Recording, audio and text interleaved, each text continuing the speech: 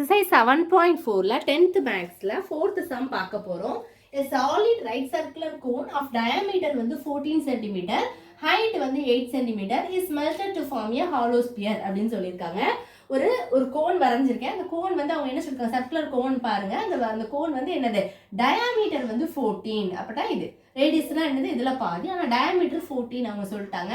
Height வந்து 8. அப்போ இதில் ஹைட் வந்து 8ன்னு சொல்லிட்டாங்க. இது வந்து ஒரு ஹாலோஸ்பியரா ஃபார்ம் ஆகுது அப்படின்னு சொல்லியிருக்காங்க. ஹாலோஸ்பியர் வந்து டயக்ராம் இங்கே வரைஞ்சிருக்கு. இது கோனு, இது ஹாலோஸ்பியர் போட்டுக்கோங்க. அது வந்து என்ன சொல்லிட்டாங்க, அதுனா அதில் எக்ஸ்டர்னல் டயாமீட்டர் வந்து 10. If the diameter of the sphere is 10, அதாவது எக்ஸ்ட்ரா டயாமீட்டர் வெளியில இருந்து ஃபுல்லா, அப்போ அது வந்து 10ன்னு சொல்லிட்டாங்க. ஹாலோஸ்பியர் தான் இது உள்ள வந்து எம்டியாக தான் இருக்கும். ஹாலோஸ்பியர் இதுதான் ஹாலோஸ்பியர். இதில் வந்து இது எக்ஸ்டர்னல் டயாமீட்டர் வந்து 10ன்னு அவங்க சொல்லிட்டாங்க. இன்டர்னல் வந்து தெரியாது. Find the internal diameter. அப்போ இன்டர்னல் தான் தெரியாது, அதுதான் நம்ம கண்டுபிடிக்க போகிறோம். ஃபர்ஸ்ட் கொஸ்டினை நல்லா புரிஞ்சுக்கோங்க. டயாமீட்டர் வந்து கோனுக்கு வந்து டயாமீட்டரும் கொடுத்துட்டான், ஹைட்டும் கொடுத்துட்டான். ஹாலோஸ்பியருக்கு வந்து எக்ஸ்டர்னல் கொடுத்துருக்காங்க 10. நம்ம வந்து என்ன கண்டுபிடிக்க போகிறோம், இன்டர்னல் தான் கண்டுபிடிக்க போகிறோம். அடுத்த ஸ்டெப்பில் நீங்கள் பாருங்கள், இன்டர்னல் கண்டுபிடிக்கலாம். இப்போ டயாமீட்டர் வந்து 14, ஸ்மால் டி, ஆர் வந்து என்னது 14 டிவைடட் பை 2 கிடச்சா உங்களுக்கு என்ன கிடைச்சிடும், 7 கிடைச்சிடும். ஹைட் வந்து 8ன்னு கொடுத்துட்டாங்க கோன் சைடில். ஹாலோஸ்பியர் என்ன கொடுத்துருக்காங்க, கேபிட்டல் டி 10, ஆர் வந்து தெரியாது, சாரி டயாமீட்டர் 10 கொடுத்துட்டாங்க. ரேடியஸ் 10/2 உங்களுக்கு என்னது 5ன்னு கிடச்சிடும். இன்டர்னல் தான் தெரியாது. இப்போ என்ன எழுதணும், volume of cone equal to volume of melt form ஹாலோஸ்பியர்னால நம்ம ஈக்குவல் பண்ணாலே நம்மளுக்கு வந்து கிடைச்சிரும். Volume of cone equal to volume of hollow hemisphere. Formula எழுதிக்கலாமா, 1/3 pi R square H equal to hollow sphere hemisphere formula 4/3 pi R cube, capital R cube minus small R cube. இது formula. ஓகேவா. இப்போ பேசிக்கலா இங்கேயும் 3 ஈக்குவல் டு இருக்கு, அந்த பக்கமும் ஈக்குவலாக இருக்கனால கேன்சல் பண்ணிக்கலாம். இங்கேயும் பையை கேன்சல் பண்ணிக்கலாம், இங்கேயும் பை ஒன்று போல இருக்கு, ரெண்டு பக்கமும் ஈக்குவலுக்கு அந்த பக்கம் கேன்சல் பண்ணிக்கலாம்.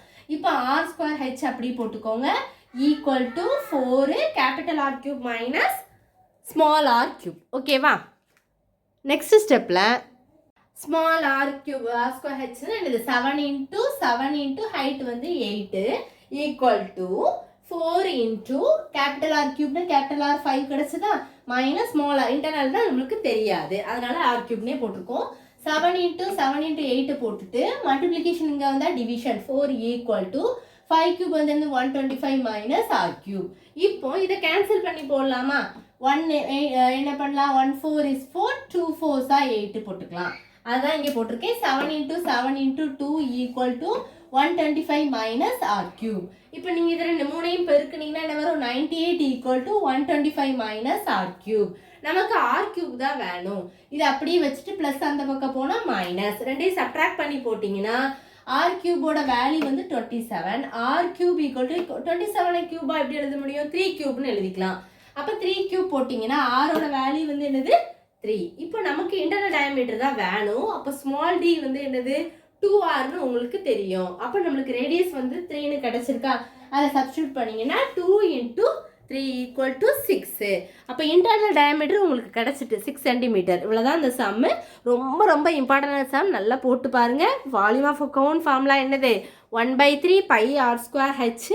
Volume of hollow hemisphere formula என்னது 4/3 pi R cube minus small R cube. இதை போட்டு அப்படி நீங்கள் கேன்சல் பண்ணி சப்ஸ்டியூட் பண்ணி போட்டிங்கன்னா இன்டர்னல் டயாமீட்டர் வந்து நீங்கள் கண்டுபிடிச்சிடலாம். கிவன் எழுதிக்கோங்க, என்ன கண்டுபிடிக்க போகிறோன்னு எழுதிட்டு அதுக்கப்புறம் நீங்கள் ப்ராப்ளமை ஸ்டார்ட் பண்ணணும். ஃபார்முலா வந்து கண்டிப்பாக பாக்ஸ் போட்டு எழுதுங்க. வேறு எதுவும் டவுட்ஸ் இருந்தால் கண்டிப்பாக கேளுங்க. கேன்சல் பண்ணுறதுலையோ மல்டிப்ளை பண்ணுறதுலையோ ஏதாவது டவுட் வந்ததுன்னா கண்டிப்பாக கேளுங்க ஸ்டூடெண்ட்ஸ். தேங்க்யூ.